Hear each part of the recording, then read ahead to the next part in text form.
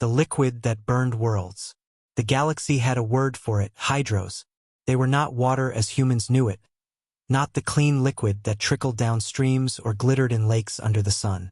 No, hydros were weapons. Liquid in form, yes, but forged in pressure furnaces that made stars themselves shudder. Entire planets had been erased, their atmospheres boiled away, their surface crusts split apart like eggshells by a single vial of hydros. Hydros were the dread of empires, the fear whispered in war councils, the silence at the end of rebellions. When unleashed, a single drop could vaporize steel, corrode flesh, and rip molecular bonds apart until all that remained was a steaming wasteland. No species in the galaxy touched it directly. Not even the creators, the KLYTH Dominion. They carried it in armored vials, transported under the escort of fleets, wielded only when planetary annihilation was required. Every alien commander learned the same phrase in a dozen tongues. If hydros is drawn, life is gone. And then humans arrived.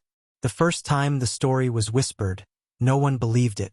A minor skirmish, pirates raiding an unclaimed belt of asteroids, running into a human survey ship.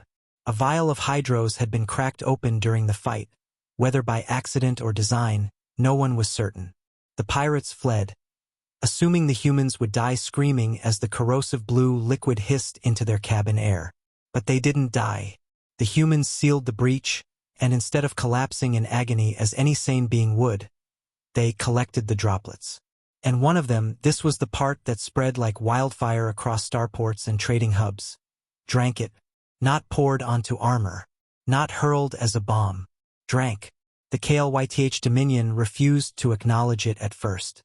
Their propaganda dismissed it as another ridiculous human myth, like the ones about punching bears or eating peppers that melt digestive tracts.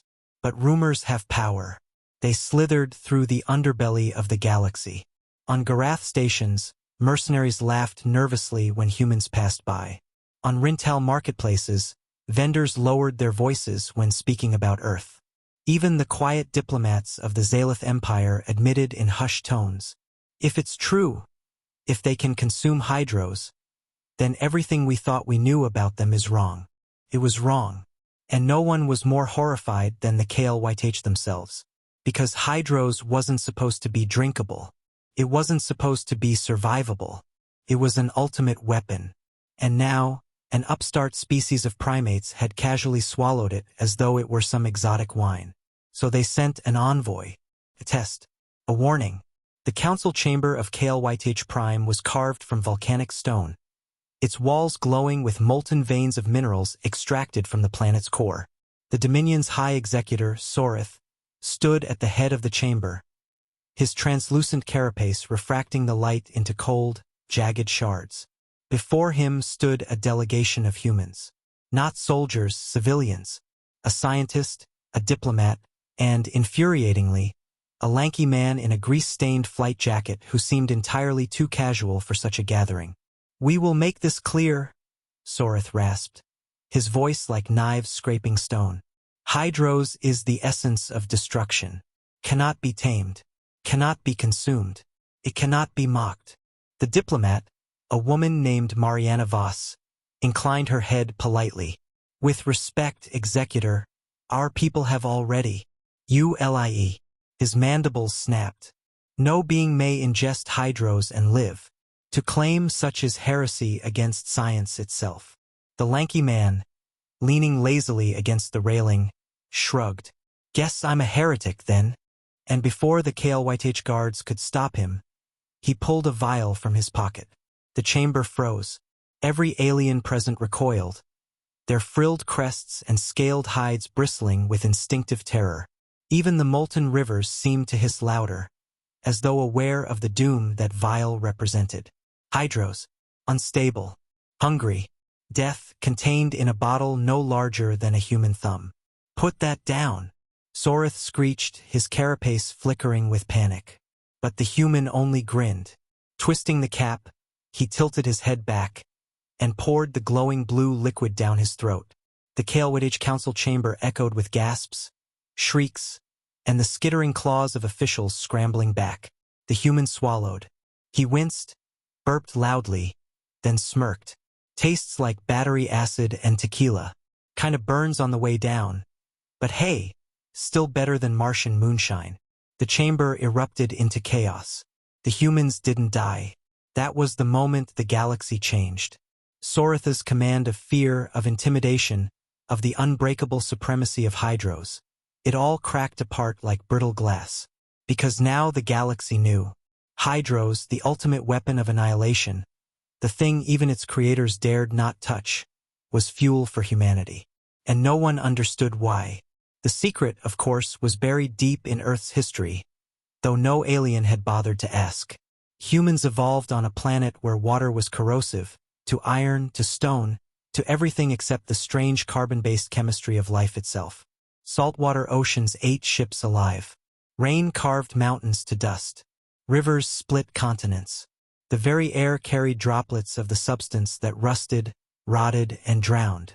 Humanity had not only survived it, they had thrived in it. They had bathed in it. They had drunk it by the gallons.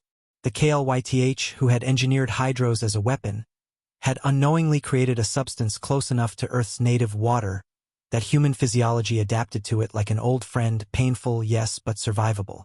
And in the twisted way of humans, once they realized it was survivable, they turned it into a challenge. Now, rumors turned into reports. Reports turned into fear. Alien commanders asked the same question. If humans could drink Hydros, what would they do with it? Would they weaponize it further? Would they brew it into their bloodstreams, fueling themselves like living war machines? Would they, in their reckless insanity, turn the deadliest weapon in the galaxy into a casual beverage?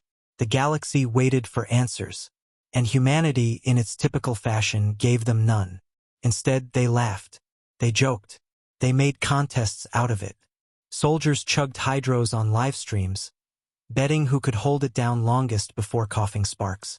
Civilians infused it into cocktails. And in secret labs, scientists began to test the limits, how much Hydros a human body could endure before even their stubborn biology failed. Some aliens dismissed it as madness, others as propaganda. But beneath the disbelief was a growing current of terror. Because what if it wasn't propaganda? What if the species that had once been underestimated as fragile mammals, barely crawling into space, had just shrugged off the galaxy's most powerful weapon? What if Hydros was no longer a weapon at all, except when wielded by humans? The KLYTH Dominion held an emergency council. Fleets were recalled. Scientists were ordered to dissect every record of Earth's biology. 1,000 theories were proposed, none comforting. And at the center of it all was Sorith, staring into the molten rivers of his council chamber, mandibles grinding in unease. If they can consume Hydros, he whispered, more to himself than to his advisors, then they are not prey, they are not rivals. They are. He stopped, his translucent faceplates shimmering in dread. They are the apocalypse. But humans weren't done. Because for them, drinking Hydros wasn't just survival. It wasn't just defiance. It was the beginning. And soon, the galaxy would learn that Hydros, in human hands, was not the end of worlds. It was the birth of a new weapon, the drink of gods. The galaxy had always assumed there were limits. Limits to flesh. Limits to what life could endure. Limits to pain, survival, and adaptation. Humans shattered those limits with a single swallow. But it wasn't the stunt itself. The image of a scruffy pilot casually chugging Hydros in the KLYTH Council chamber, that terrified the galaxy. No, what terrified them was what came after. Because humans had never once stopped at surviving. The first experiments. 2 months after the chamber incident, human laboratories were alive with chaos. Not secretive military vaults, not at first, but universities. The footage leaked later. Scientists in white coats laughing nervously as a volunteer named Corporal Reyes lifted a cup that glowed with the telltale shimmer of Hydros. All right, Reyes grinned, raising it like a toast. Bottoms up. The liquid burned down his throat, lighting up his veins with blue phosphorescence. He convulsed, monitors blaring, scientists shouting, but then sat up, grinning, eyes shining like embers. It's hot, he said, wiping his mouth.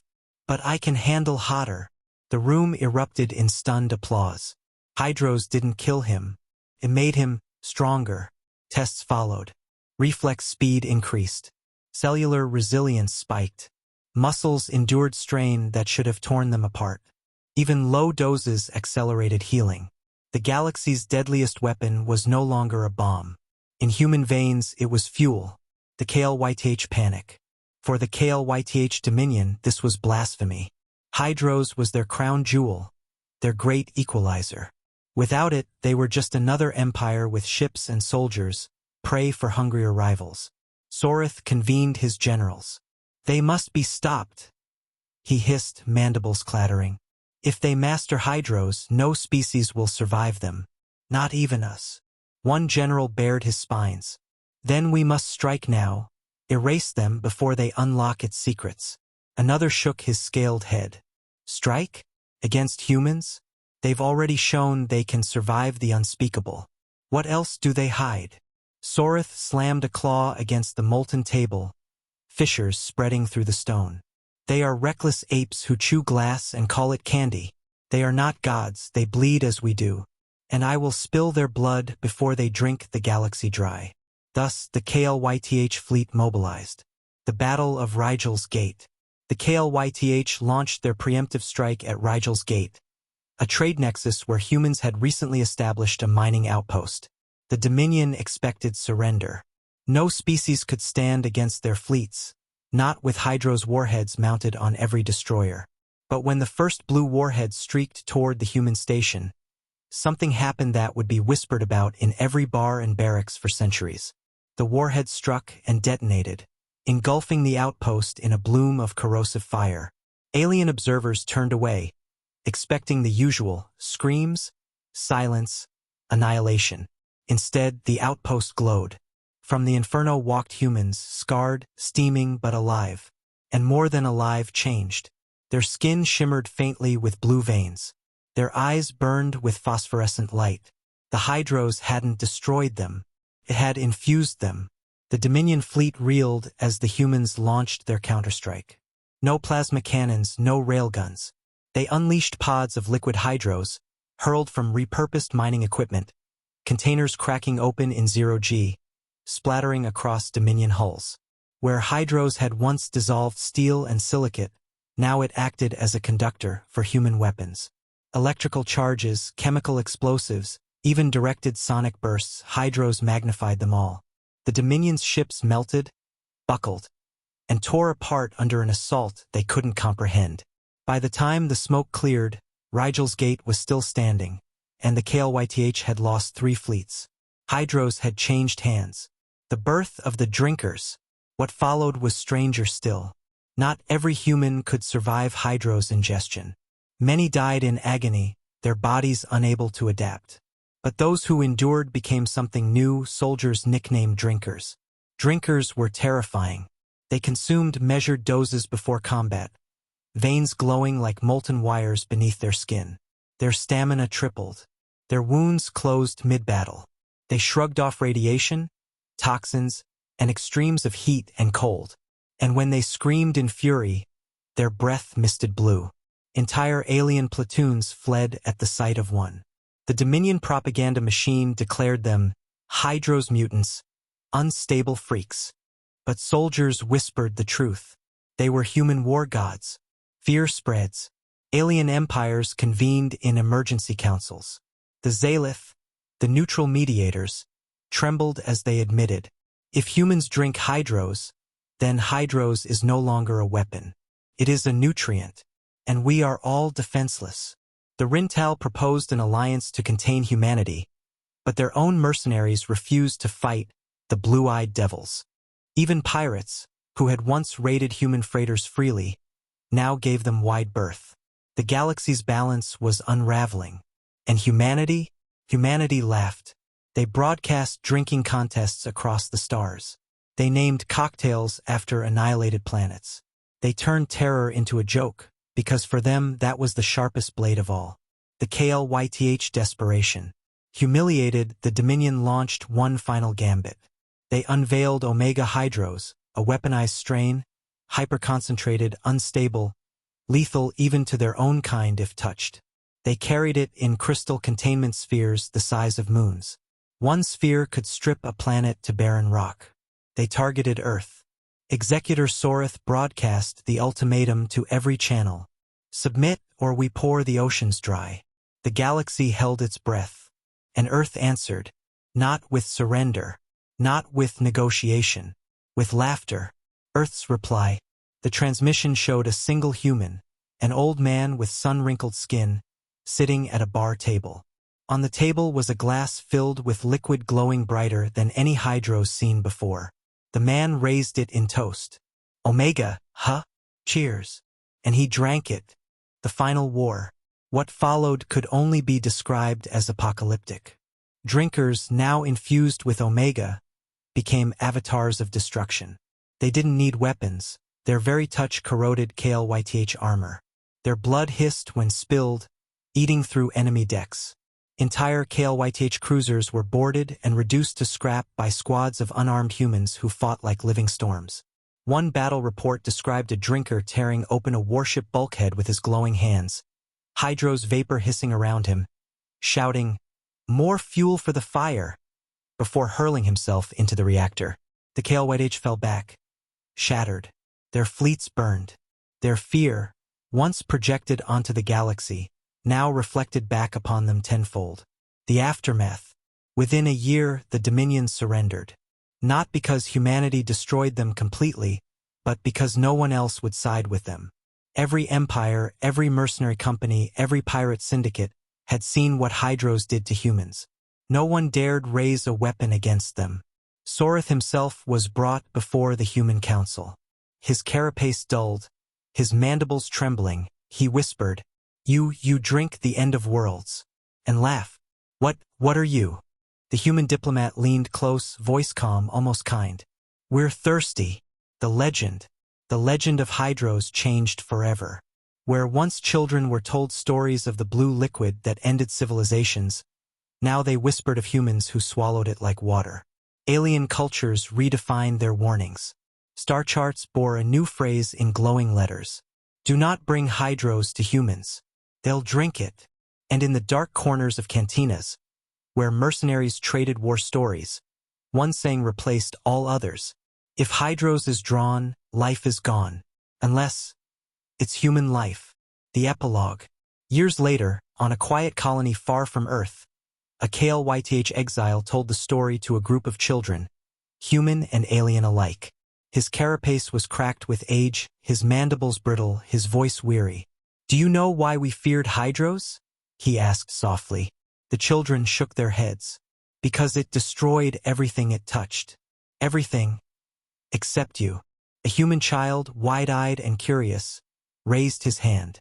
Why not us? The old KLYTH stared at the boy for a long time before answering.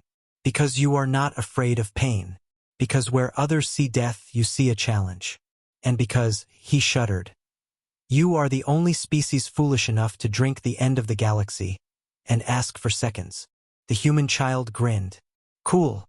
The aliens beside him shivered. For they knew, as long as humanity laughed at death, the galaxy would never, ever be safe again.